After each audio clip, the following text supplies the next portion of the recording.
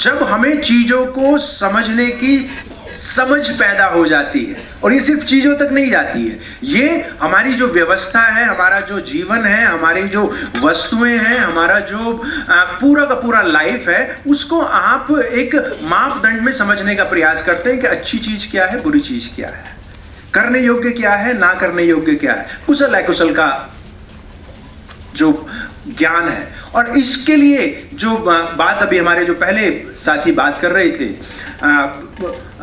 शून्यवाद की वो बात कर रहे थे उस परिस्थिति में कि हम जब चीजों को किसी खास दृष्टिकोण से समझते हैं तो वो दृष्टिकोण वास्तव में कुछ खास व्यक्तियों का हो सकता है। आप कुछ दूसरे तरीके से सोच रहे हैं, आप दूसरे तरीके से सोच रहे हैं, आप दूसरे तरीके से सोच रहे हैं न्याय के बारे में।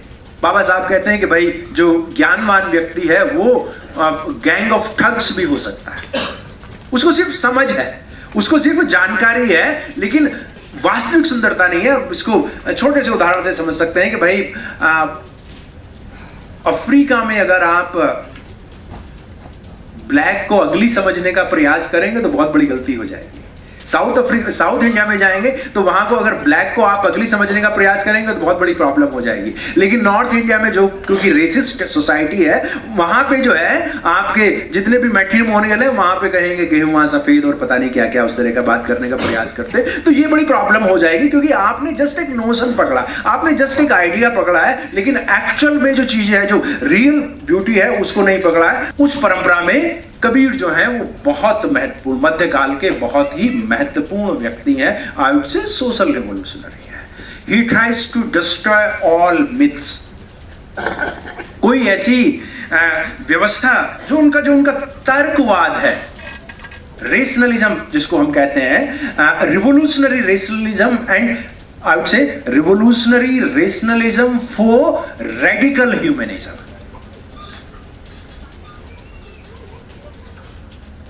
रेडिकल ह्यूमनिज्म, ये कंसेप्ट जो है, बाबा साहब ने हमें जो बात बताई कि हमारे जीवन का उद्देश्य क्या है, reclaiming human personality. Reclaiming human personality means becoming dignified human being. और जब आप डिग्निफाइड ह्यूमन बीइंग है, you can not be A follower.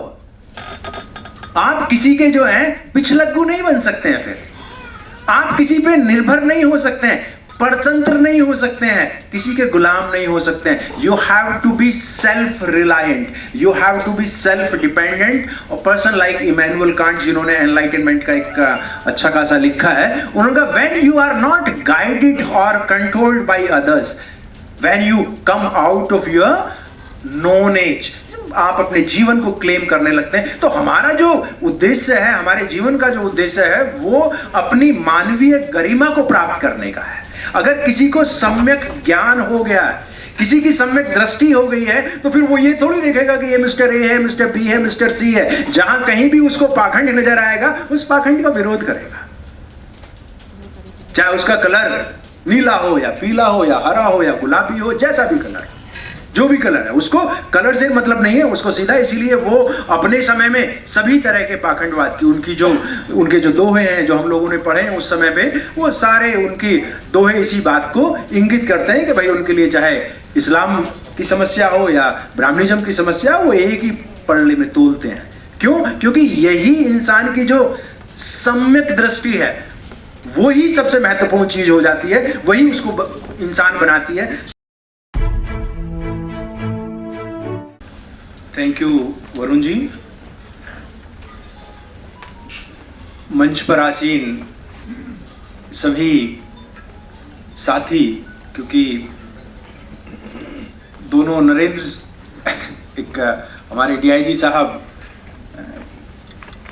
दूसरे नरेंद्र कुमार, दोनों बहुत अजीज हैं, हम बहुत लंबे समय से साथ हैं। सोदान सिंह जी, शायद आपको याद नहीं है, 97 में का उन्होंने जिक्र किया था, लेकिन 97 में आप जेएनयू भी आए थे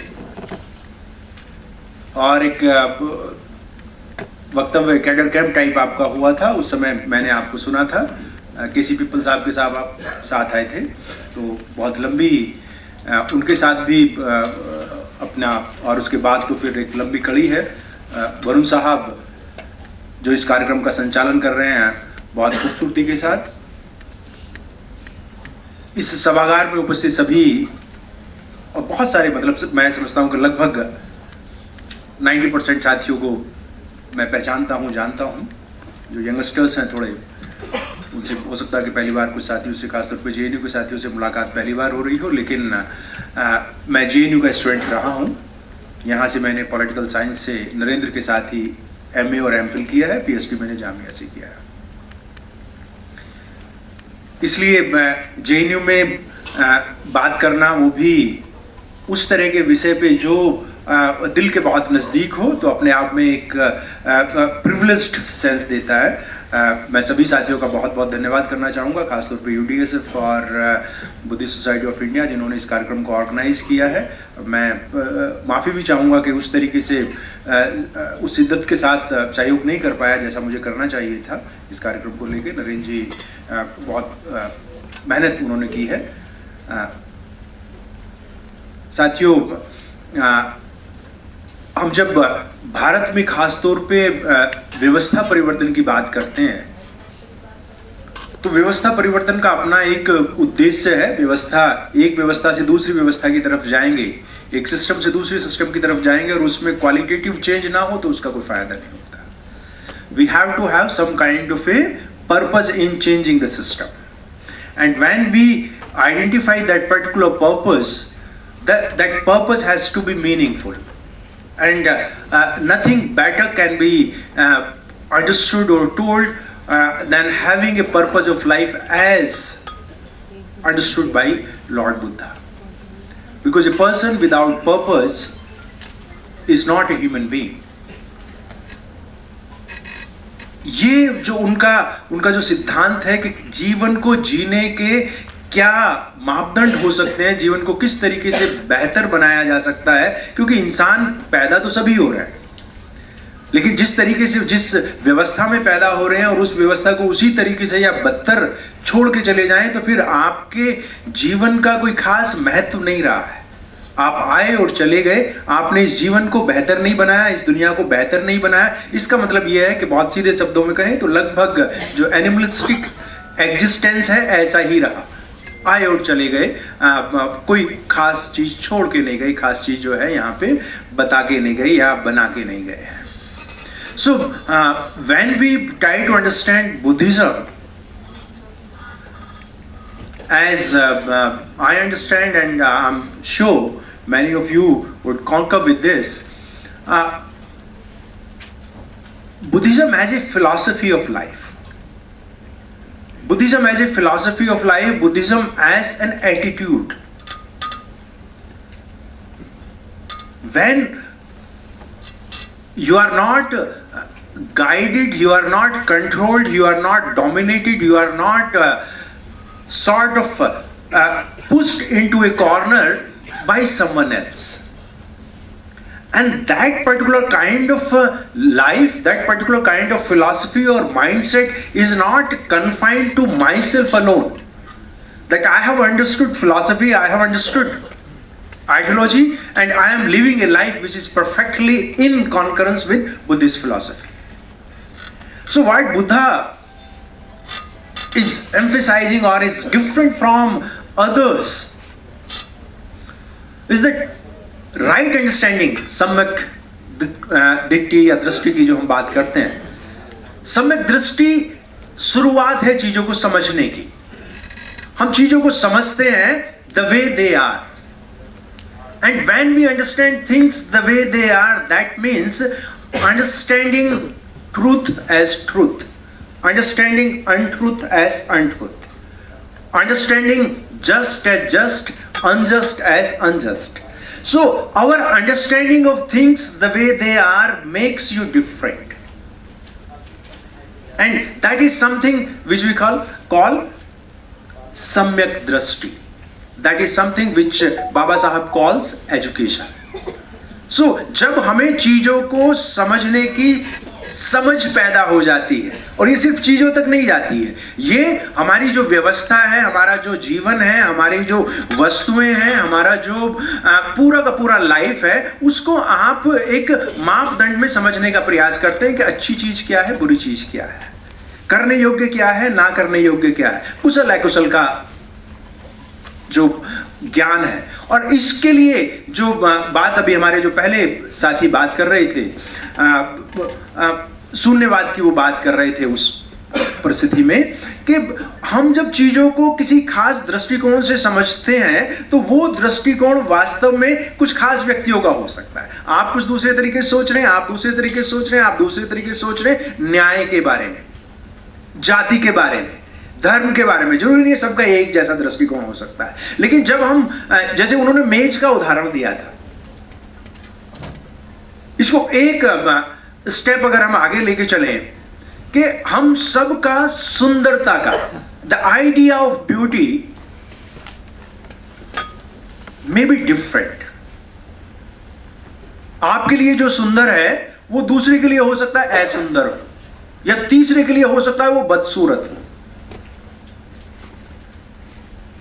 ये जो हमारे सुंदरता के जो पैमाने हैं, सुंदरता के जो मापदंड हैं, ये हमारे व्यक्तिगत हैं, ये हमारे लोकल हैं, रीजनल हैं, हमारे समुदाय विशेष के हैं, समूह विशेष के हैं, और ये सुंदरता से मेल नहीं खाते हैं।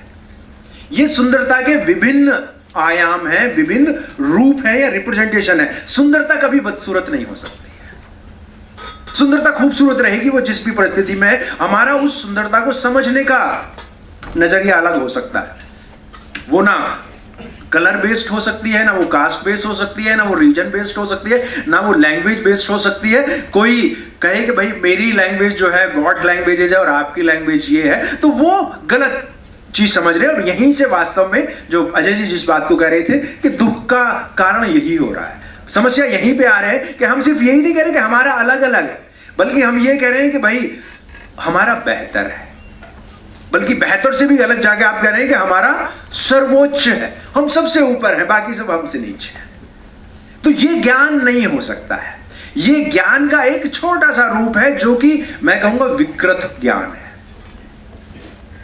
डीजेनरेटेड अंडरस्टैंडिंग है किसी चीज की। और बाबा साहब कहते हैं कि भाई जो ज्ञानवान व्यक्ति है वो गैंग ऑफ ठग्स भी हो सकता है। उसको सिर्फ समझ है, उसको सिर्फ जानकारी है, लेकिन वास्तविक सुंदरता नहीं है। इसको छोटे से उदाहरण से समझ सकते हैं कि भाई अफ्रीका में अगर आप ब्लैक को अगली समझने का प्रयास करेंगे तो बहुत बड़ी गलती हो जाएगी। साउथ इंडिया में जाएंगे तो वहां को अगर ब्लैक को आप अगली समझने का प्रयास करेंगे तो बहुत बड़ी प्रॉब्लम हो जाएगी। लेकिन नॉर्थ इंडिया में जो क्योंकि रेसिस्ट सोसाइटी है, वहां पे जो है आपके जितने भी मैट्रिमोनियल है वहां पे कहेंगे गेहूं सफेद और पता नहीं क्या क्या उस तरह का बात करने का प्रयास करते, तो ये बड़ी प्रॉब्लम हो जाएगी। क्योंकि आपने जस्ट एक नोशन पकड़ा, आपने जस्ट एक आइडिया पकड़ा है, लेकिन एक्चुअल में जो चीजें है, जो रियल ब्यूटी है, उसको नहीं पकड़ा है। और जैसे एक just imagine a triangle, त्रिकोण। त्रिकोण जब हम बात करते हैं तो क्या मन में आ रहा? 3 रेखाएं होंगी, लेकिन ये 3 रेखाएं अलग अलग कोण की हो सकती हैं।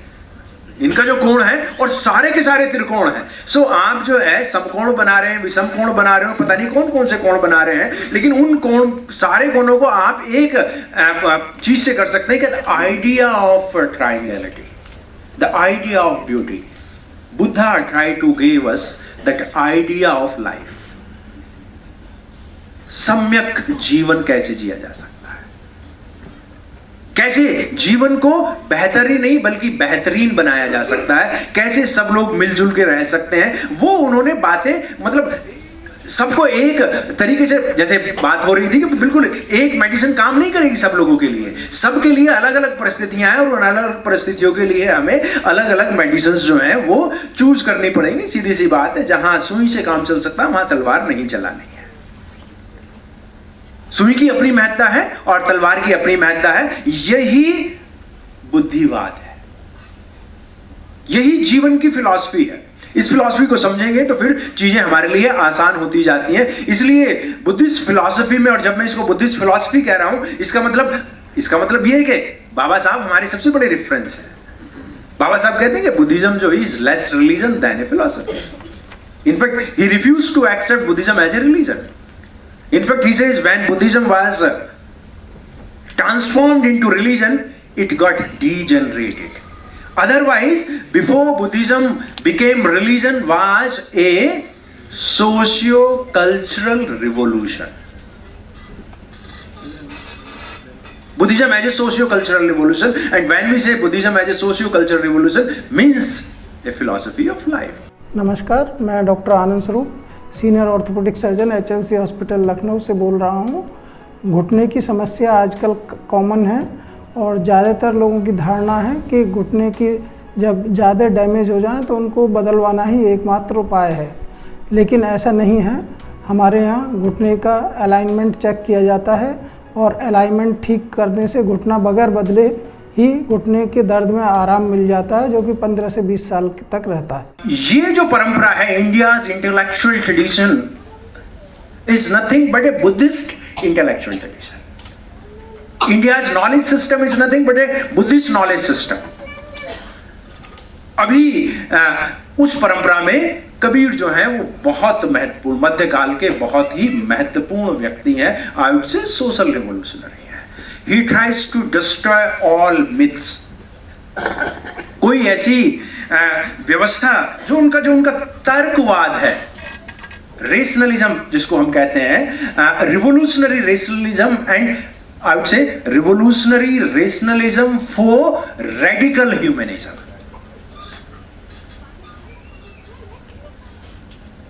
रेडिकल ह्यूमनिज्म, ये कंसेप्ट जो है, बाबा साहब ने हमें जो बात बताई कि हमारे जीवन का उद्देश्य क्या है, रिक्लेमिंग ह्यूमन पर्सनैलिटी।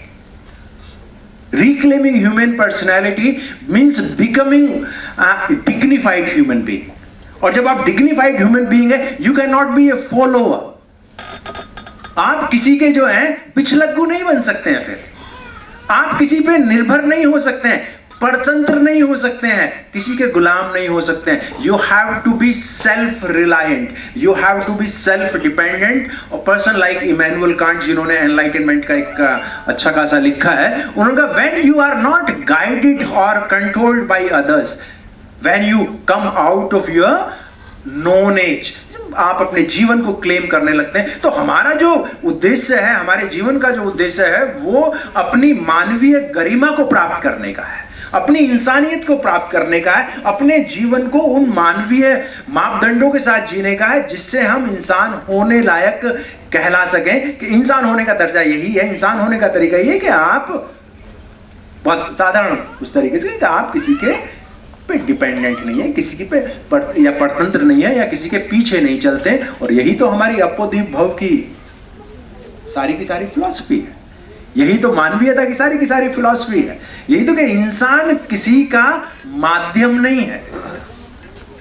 बाबा साहब ने जब धम्म की बात की तो उन्होंने कहा, या इवन डेमोक्रेसी की बात की तो उन्होंने ये कहा कि when every man is an and, when every human is an and in itself.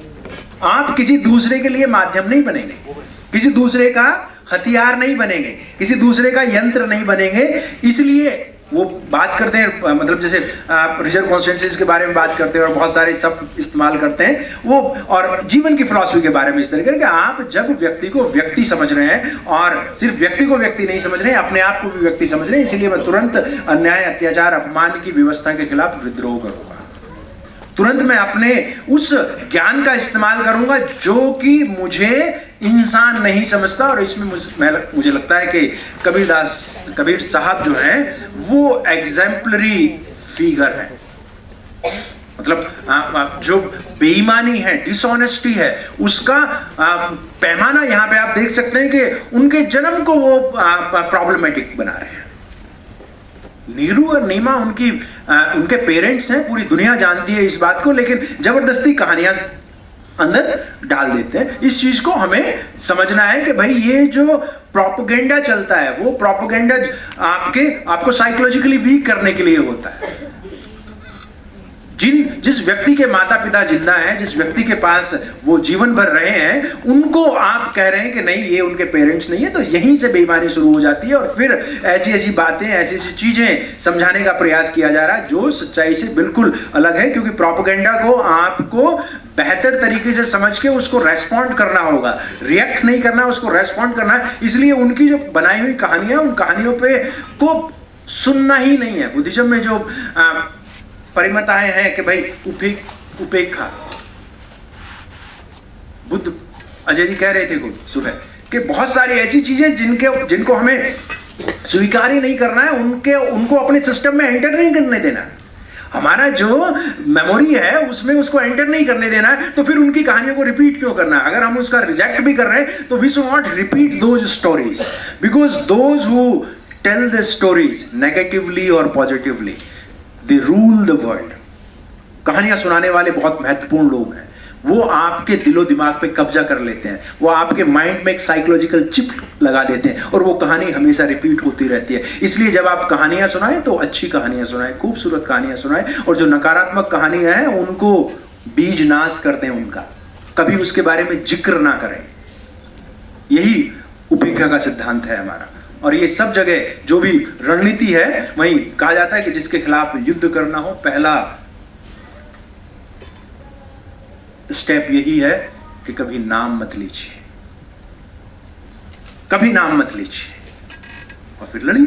ठीक है। सो हम बात कर रहे हैं भारतीय बौद्धिक परंपरा की, और बौद्धिक शब्द तो वहीं से आ रहा है, भारतीय बौद्धिक परंपरा और मानवतावाद। इसमें कबीर साहब, क्योंकि वो एक सोशल रिवोल्यूशनरी की तरह हैं, वो सामाजिक क्रांतिकारी के रूप में आगे बढ़ते हैं। वो किसी भी गलत को स्वीकार करने के लिए तैयार नहीं है। अगर किसी को सम्यक ज्ञान हो गया है, किसी की सम्यक दृष्टि हो गई है, तो फिर वो ये थोड़ी देखेगा कि ये मिस्टर ए है, मिस्टर बी है, मिस्टर सी है। जहां कहीं भी उसको पाखंड नजर आएगा, उस पाखंड का विरोध करेगा, चाहे उसका कलर नीला हो या पीला हो या हरा हो या गुलाबी हो, जैसा भी कलर, जो भी कलर है, उसको कलर से मतलब नहीं है, उसको सीधा। इसीलिए वो अपने समय में सभी तरह के पाखंडवाद की उनके जो दोहे हैं जो हम लोगों ने पढ़े हैं उस समय पे, वो सारे उनकी दोहे इसी बात को इंगित करते हैं कि भाई उनके लिए चाहे इस्लाम की समस्या हो या ब्राह्मणिज्म की समस्या, वो एक ही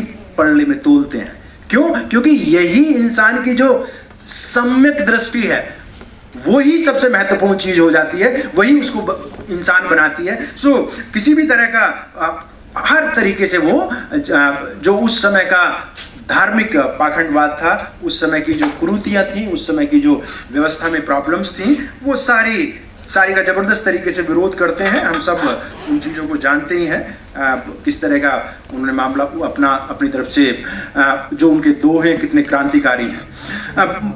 और इसमें वो आम जनता को भी पकड़ते हैं, और जो हमारे तथाकथित धार्मिक ठेकेदार हैं उनको भी पकड़ते हैं, और जो राजा महाराजा या कोई भी पॉलिटिकल पावर है उसको भी इंगित करते हैं कि भाई ये चलने वाला नहीं है। इसलिए जनमानस के लेवल पे अलग जगाने का प्रयास करते हैं और सभी तरह के धार्मिक पाखंड का भी विरोध करते हैं, सबको एक सम्यक दृष्टि से देखने का प्रयास करते हैं। ये उनकी उस गहरी सोच को, उनके उस गहरे बोध को इंगित करता है, जिससे उन्हें सम्यक दृष्टि पैदा हुई है, जहां उन्होंने सम्यक संकल्प ले लिया है। सम्यक संकल्प क्या लिया है? सम्यक संकल्प ये है कि ये गलत हो गया है, ये सही है, और गलत है तो गलत का विरोध भी करना है। इसलिए फिर उनको किसी से डर नहीं लगता है। उनकी बात जो है सबके लिए समान रूप से आगे चलती है। ये एक हम कह सकते हैं कि भाई पूरी तरीके से तथाकथित जो धार्मिक पाखंड था उसकी खाले खींच देते हैं, उसको पूरी तरीके से निचोड़ कर रख देते हैं। ये उस समय पे, जिस समय पे राजा की आज्ञा ही कानून था, जो चाहे वो कर सकते हैं, और धार्मिक पाखंडवाद भी बहुत शिखर पे था, उस समय पे अपने इस क्रांतिकारी बोध को बनाए रखना, इस क्रांतिकारी ईमानदारी को, बौद्धिक ईमानदारी को बनाए रखना, ये विलक्षण था। शायद इतना उस समय पे किसी के पास नहीं था। इसमें जैसे एक लिंडा हेंस करके एक फिलॉसफर राइटर हुई हैं, उन्होंने कहा कि ये जो स्ट्रेंथ है, that comes from with in, from the conviction, from the courage, from the commitment you have। ये परिस्थिति जन्य नहीं है। इसको हमें समझना होगा कि वो व्यक्ति किस तरीके से किसी भी बात को बिल्कुल सहज रूप में कह दे रहे हैं, उलटबाजी हो या दूसरे तरह की चीजें हो, उसमें जबरदस्त तरीके से बात को आगे बढ़ाते हैं और इसीलिए वो नैतिकतावाद की पढ़ाई करते हैं। ये नैतिक शब्द आप लोगों ने बहुत सुना होगा। नैतिक शब्द जो है जिसको हम मॉरलिटी बोलते हैं इंग्लिश में। कोई मॉरल है या नहीं है, किसी का मॉरल है या नहीं है। बुद्ध के साथ नैतिकता का शब्द है। बाबा साहब ने तो कहा कि धम्म कुछ भी नहीं है अगर नैतिक नहीं है। कबीर साहब के साथ भी ये शब्द है। और ये कहते किस संदर्भ में है, इसको समझें कि नैतिक है कौन। नैतिकता का मतलब क्या है यहां पे? When we say somebody is demoralized, कोई व्यक्ति हताश निराश है, demoralized है, इसका मतलब हम समझते हैं सामान्यतः, इसका मतलब हम ये समझते हैं कि कोई व्यक्ति कुछ करना चाहता था, कुछ चाहता था, वो नहीं हो पा रहा है, वो इस वजह से वो डीमोरलाइज हो गया। 1890s के बाद से उन्होंने जबरदस्त आंदोलन चलाया बुद्धिज्म को लेके। he was very clear and probably Baba Sahib was very much influenced by his idea of Buddhism because he was also taking Buddhism as a socio-cultural philosophy। और बाद में उनकी 3-4 किताबें, उनकी मतलब उन्होंने तो ज़्यादा तमिल में लिखा है और बहुत सारा उन्होंने लिखा है। तो अब उनकी किताबों का ट्रांसलेशन हो रहा है। उनकी एक मैगजीन भी थी जो चलती थी, 2000 आर्टिकल्स उन्होंने लिखे हैं और उन सारे उनका निचोड़ बुद्धिज्म एज ए फिलॉसफी के रूप में आया है। बाद में पीएन नरसू साहब उन्होंने 3-4 किताबें लिखी हैं, 3 किताबें लिखी हैं, वो पूरी इसी लाइन पे है। और बाबा साहब ने इसेंस ऑफ बुद्धिज्म करके एक किताब है जो नरसू साहब की, उसको अपनी तरफ से उन्होंने उसका फॉरवर्ड भी लिखा था और उस बुक को अपनी तरफ से पब्लिश भी कराया था। सो ये जो लाइन है, ये लाइन काफी स्ट्रांग है। लेकिन बुद्धिज्म को जब हम सिर्फ धर्म के रूप में देखने का प्रयास करते हैं या एक ऑर्गेनाइज्ड रिलीजन के रूप में देखने का प्रयास करते हैं, तो उसका जो एसेंस है वो कहीं ना कहीं डाइल्यूट होता है, कहीं ना कहीं प्रॉब्लम आती है। और हमें लगता है कि बुद्धिज्म जो है ये एक साल्वेशन का माध्यम हो सकता है, ये एक हमारी मुक्ति का माध्यम हो सकता है, या हमने अपने जीवन को धार्मिक बना लिया, काफी काम हो गया या काम खत्म हो गया। वो इस तरह की चीजें शायद नहीं है। तो हम जब सम्यक दृष्टि के द्वारा चीजों को समझ लेते हैं, चीजों को जान लेते हैं, चीजों को अच्छे तरीके से जान लेते हैं, तो फिर हम तैयार हो जाते हैं, फिर हमारी शिक्षा पूरी होती है, जिसको दीक्षांत समारोह हम कहते हैं। दीक्षा, यूनिवर्सिटीज में दीक्षांत समारोह होते हैं, वो क्यों होते हैं? क्योंकि हमारी शिक्षा पूरी हो जा रही है। बुद्धिज्म में भी कई बार आप दीक्षा कहते हैं, वो दिक्की से ही आया है, दृष्टि से ही आया है, वो वहीं से चीजें निकल के आ रही हैं कि भाई आपका अब ज्ञान पूरा हो गया है, अब आपको उस ज्ञान के अनुसार अपने जीवन को जीना है। सो ज्ञान को जीवन को ज्ञान के हिसाब से जीना है। That means things you have understood needs to be implemented, needs to be implemented not just in your own personal private life but needs to be implemented at greater level. और आप अपने जीवन को उस दृष्टिकोण से जीना शुरू कीजिए। दृष्टिकोण क्या है? दृष्टिकोण है कि आप सच के अनुसार जीवन जिएंगे, आप अन्याय को नहीं सहेंगे, आप झूठ को नहीं सहेंगे, आप अनजस्टिस को नहीं सहेंगे। सो जब आप अपने जीवन को इन मापदंडों के साथ जीना शुरू करते हैं, इसका मतलब है आप अब धम्म आचरण करना शुरू करते हैं। आपका धम्म आचरण ही ये है कि आपने अपने आप को उन सम्यक विचारों, सम्यक ज्ञान के साथ अपने उन जीवन के सिद्धांतों को जीना शुरू कर दिया, तब आपका जीवन सम्यक जीवन बनता है। लेकिन ये बात यहीं पे खत्म होती नहीं है। ये खत्म इसलिए नहीं होती ये बात कि भाई मैं अपना जीवन सुरक्षित कर लूं, मैं अपना जीवन सम्यक कर लूं और जिंदगी के मजे लूं। बाबा साहब इसके लिए कहते हैं कि ये तो बहुत स्वार्थी बात हो जाएगी। तथागत से इस बात को आगे बढ़ाते हैं कि ये तो बहुत ही स्वार्थीपन हो जाएगा कि मैं अपने ज्ञान को, अपने जीवन को आगे बढ़ाने का इंजन बनाऊं, अपने लिए सुख सुविधा बनाऊं, अपने परिवार के लिए सुख सुविधाएं रखूं। ये बहुत सेल्फिश इंप्लीमेंटेशन, यूटिलाइजेशन हो जाएगा, एग्जीक्यूशन हो जाएगा सम्यक दृष्टि का। वास्तव में जब चीजें मुझे समझ में आ गई हैं और मैं अपने जीवन को उसके अनुसार जीना शुरू कर रहा हूं, तो ये पहला स्टेप है। लार्जर ऑब्जेक्टिव या पर्पस लाइफ का है कि जो चीज मुझे समझ में आ गई है, जिसके आधार पे मैं अपना जीवन जी रहा हूं, उस चीज को मैं दूसरों को भी समझाऊं और उस चीज के लिए मैं दूसरों को भी तैयार करूं। यही जब मैं एजुकेट, एजिटेट एंड ऑर्गेनाइज की तरफ जाता हूं, यही मैं बुद्धि मुझे समझ में आ गई है, धम्म का आचरण मैं कर रहा हूं और अब मैं संघ की तरफ जा रहा हूं। संघ कोई भिक्षुओं का संघ मात्र नहीं है। संघ को मतलब organising society on the principles of equality, liberty and fraternity, reorganise करना सोसाइटी को। सो जब मुझे कोई ज्ञान प्राप्त हो जा रहा है, मुझे अपना जीवन मैंने काफी बढ़िया बना लिया है, तो वहां अगर मैं रुक जा रहा हूं तो फिर प्रॉब्लम क्रिएट कर रहा हूं। ना तो ये तथागत के साथ बात रुक रही है, ना बाबा साहब के साथ बात रुक रही है। ये हमारे जीवन का उद्देश्य है, उसको अच्छे तरीके से जीना है। और इस दृष्टिकोण के साथ कि हमने अपना मतलब जैसे भाई गरीबी है, अत्याचार है, अन्याय समाज में चला रहा, बहुत लंबे समय से चला रहा है। हमने उस गरीबी, अन्याय, अत्याचार, अपमान, अन्याय की व्यवस्था से अपने आप को मुक्त कर लिया, अपनी समझ से, अपनी ताकत से। सिर्फ यहीं पे आपको रुकना नहीं है, आपने मुक्त किया, अब अपने आप को एम्पावर करना है। हमारी जो सोसाइटी है, खास तौर पे आई वुड से the enlightened society for last 75 years or so is trying to empower itself,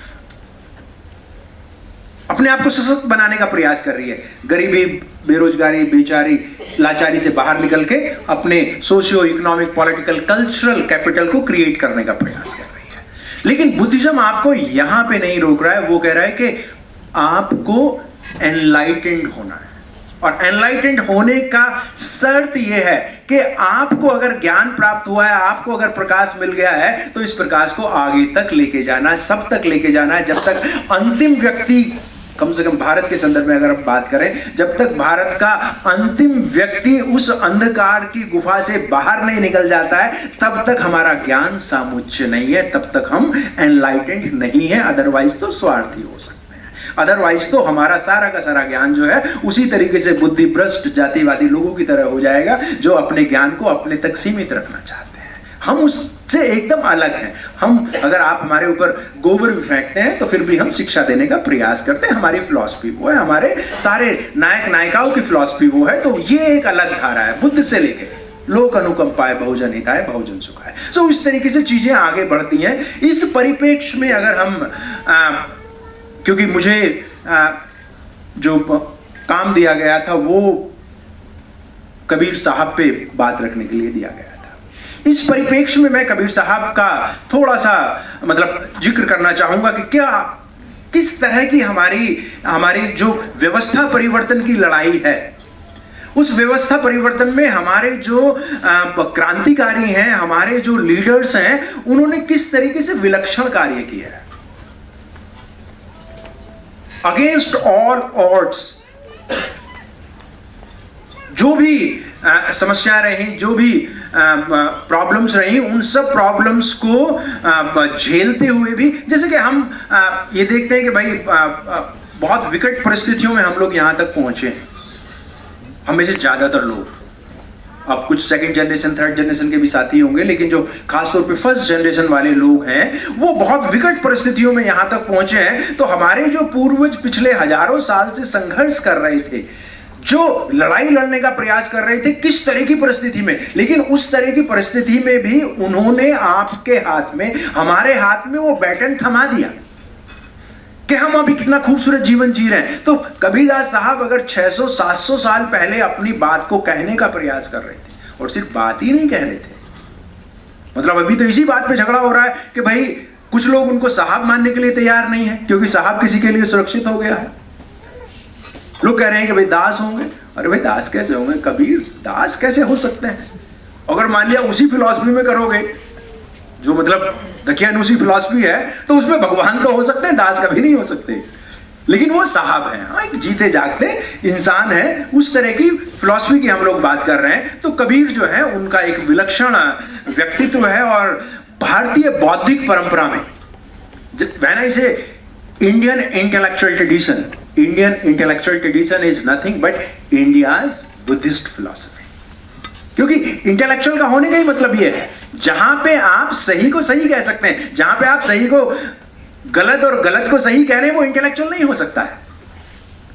उसको जानकारी जरूर हो सकती है, वो किसी चीजों का जानकार हो सकता है, लेकिन धूर्तता, बाबा साहब का शब्द है, वो अपने ज्ञान को उस धूर्तता के लिए इस्तेमाल कर रहा है, इसलिए उसको इंटेलेक्चुअल कहना अपने आप में इंटेलेक्चुअलिज्म का अपमान होगा। जैसे कि आज बहुत सारे लोग इस बात को कह रहे हैं कि अभी एक जो दौर चल रहा है देश के अंदर, वो एंटी इंटेलेक्चुअलिज्म है। एंटी इंटेलेक्चुअलिज्म है जहां पे तर्क वितर्क ना हो सकता हो, जहां पे सवाल जवाब ना हो सकते हो, जहां पे सही को सही और गलत को गलत कहने की सुविधा या परिस्थितियां ना हो, वो एंटी इंटेलेक्चुअलिज्म होता है। और उसका सीधा सा एक मतलब होता है कि जो कुछ आपसे कहा जा रहा है, जो कुछ आपसे कहा जा रहा है उसको स्वीकार कीजिए। ओबीडियंस। हमारे पास कलाम सूत्र सीधा कहता है कि भाई किसी भी चीज को स्वीकार मत कीजिए। Even Buddha's own words are not to be accepted the way they are told. क्या करना है आपको? आपके लाइफ एक्सपीरियंस है आपका 20, 30, 40, 50 साल का आपका जीवन का एक अनुभव है। उस जीवन के अनुभव को देखिए क्या ऐसा संभव है, फिर आप अपनी कॉमन सेंस यूज कीजिए। हो सकता है, नहीं हो सकता है, कभी हुआ नहीं हुआ। और बात यहीं तक नहीं रुकती है, बल्कि वो तो ये कहते हैं कि भाई सिर्फ ये बहुत महत्वपूर्ण नहीं है कि ये ऐसा हो सकता है, नहीं हो सकता है, आपका जो है तर्क इसको कहता है कि नहीं कहता है। बात यही नहीं है। अगर आपके लाइफ में ऐसा लगता है कि ये हुआ है, हो सकता है, आपकी कॉमन सेंस कहती है कि हाँ ये it's compatible with your common sense, स्वीकार कीजिए। लेकिन जब तक ये मानवीय कल्याण के लिए उपयुक्त ना हो, इसको लागू नहीं कर सकते। सो ज्ञान का पहला स्टेज है सिर्फ कि हाँ भाई ये हो सकता है, लेकिन ज्ञान का जो महत्वपूर्ण स्टेज है, लोक अनुकंपाय बहुजन हिताय बहुजन सुखाय, तभी उसको स्वीकार कीजिए। अदरवाइज तो ज्ञान थोथा ज्ञान कोई मतलब नहीं रखता। बुद्धांग इस धम्म में बाबा साहब भी इस बात को कह रहे हैं, कभी तथागत और बाकी सारे लोग तो इस बात को कह ही रहे हैं कि भाई ज्ञान जो है उसको इंप्लीमेंट करना होगा।